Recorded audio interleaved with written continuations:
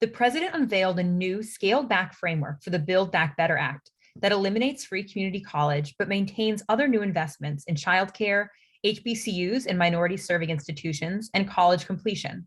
Meanwhile, all eyes were on election night results as Democrats and Republicans look to key state races as signals for the future of both parties. All that and more on this week's Federal Flash.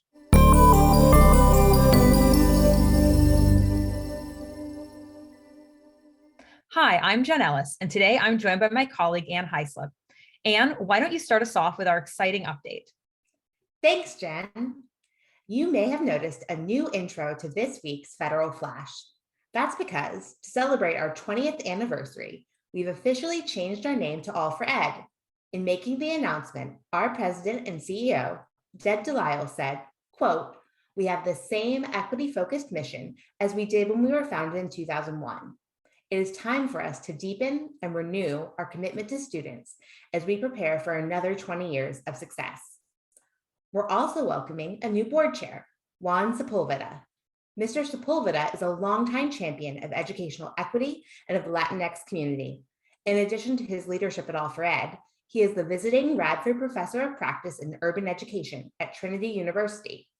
Our previous chair, Dan Leeds, who founded All for Ed with his family, will continue to serve on our board of directors. Check out the new allfored.org today.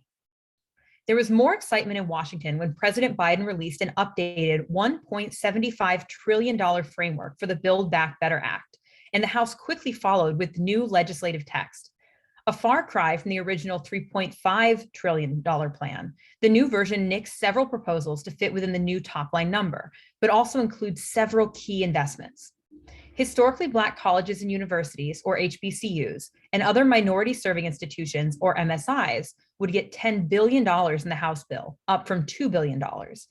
And unlike the original bill, different types of MSIs will no longer have to compete with one another for funding. Rather, they will compete against similar MSIs. The maximum Pell Grant award was also bumped up by $550 instead of $500, a down payment on the president's promise to double Pell. More significantly, the bill includes $400 billion to subsidize childcare for families making under $300,000 a year and establish universal pre-kindergarten for all 3- and 4-year-olds. It would also provide funding for free school meals for almost 9 million more students and a per-child benefit to help families buy groceries during the summer when schools are closed, and extend the expanded child tax credit and earned income tax credit by 1 year. Other programs weren't so lucky. Just as we previewed in our last Federal Flash, the biggest loser in the new framework was free community college, as its large price tag simply didn't fit within the smaller top line. The College Completion Fund was also cut to $500 million from President Biden's original ask of $62 billion. Still, $500 million would go a long way to provide comprehensive academic, career, and student support services, accelerated opportunities like dual enrollment in early college high schools, reforms to remedial education, and better pathways between community colleges and four-year institutions. The Emergency Connectivity Fund, a program that has helped schools and libraries purchase devices and high-speed home internet for students and teachers during the pandemic, will receive $300 million, far less than the $4 billion in the initial bill and the $40 billion that advocates had called for. Because of the overall $7.5 billion provided to the program in the American Rescue Plan and other pandemic relief, millions of children now have access to learning, and continued funding would help ensure these students do not fall back into the homework gap. What's next for Build Back Better? There's some good news. Late last week, the House voted 228 to 206 to send the bipartisan Infrastructure Investment and Jobs Act to President Biden's desk, a vote many members of Congress insisted on taking before turning to Build Back Better. For education, the infrastructure bill doesn't include investments in school facilities, but does provide $65 billion to expand high-speed broadband and funds to improve water quality and eliminate lead pipes in schools. Hopefully, passage of the infrastructure bill clears a path for Congress to pass the Build Back Better Act. Still, Build Back Better faces many hurdles, including complying with the technical rules of reconciliation in the Senate and keeping all 50 Democratic senators on board. We'll keep you posted. Switching gears, all eyes were on the Virginia gubernatorial election last week as a Republican businessman, Glenn Youngkin, defeated former Democratic Governor Terry McAuliffe.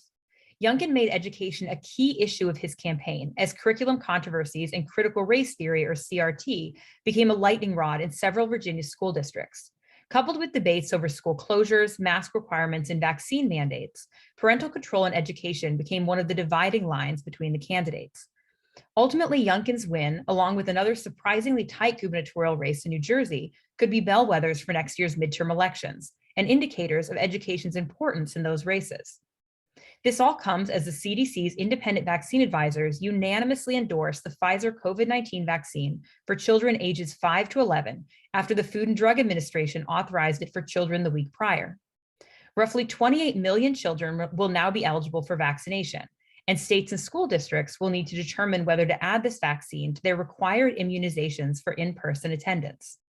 California Governor Gavin Newsom, for example, had already declared vaccines would be required for students next school year, pending CDC approval. In the meantime, we expect many states will ramp up their efforts to get young children vaccinated against COVID-19. Finally, with federal student loan payments set to resume early next year, the U.S. Department of Education is considering proposals to give borrowers flexibility as they face bills for the first time in nearly 2 years. This could include making it easier for borrowers to enroll in income-based repayment programs or an initial grace period for initial payments. Many advocates hold out hope that the administration will create a plan to forgive student debt for some borrowers, and Representative Frederica Wilson, chair of the Higher Education and Workforce Investment Subcommittee, said she would support $10,000 in loan forgiveness in a hearing with Richard Cordray, Chief Operating Officer of Federal Student Aid. We'll keep you posted as the January 31st deadline nears. That's all for today. For an alert when the next Federal Flash is available, sign up on our new website at allfored.org/flash signup. Thanks for watching. Federal Flash is All for Ed's series on important developments in education policy in Washington, D.C. Watch online at allfored.org/federal-flash. That's allfored.org/federal-flash, or subscribe to our YouTube channel. You can also listen to Federal Flash wherever you get your podcasts.